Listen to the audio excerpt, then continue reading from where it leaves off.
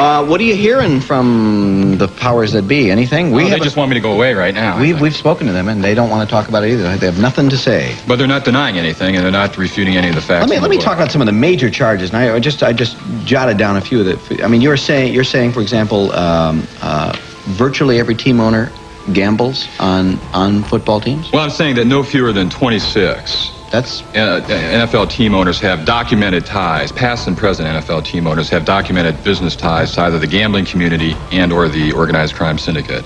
I'm also saying that no fewer than 70 NFL games have been fixed. Now that's pretty rough stuff. You're saying no fewer than 70 NFL games have been fixed. You mean the outcome, the point spread, what? I'm saying the points were shaved and thereby fixed. Yeah. How does this happen? Well, I first got into this about 1983.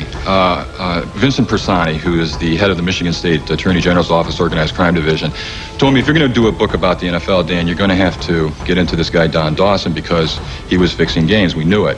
I went to my friends and my sources at the Internal Revenue Service, the Organized Crime Intelligence Division. They said Don Dawson was fixing games. I went to the FBI, the Organized Crime and Racketeering Section of the Justice Department, and Strike Force field offices. Everybody told me what Don Dawson was fixing games.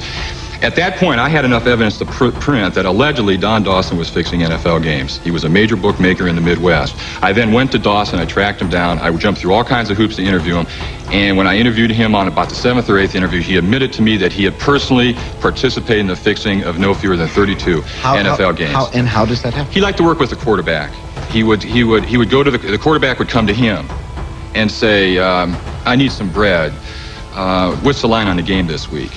And the bookmaker would say, you guys are favored by 6 points. And then the reply was, we're not going to cover the spread. And basically that was it.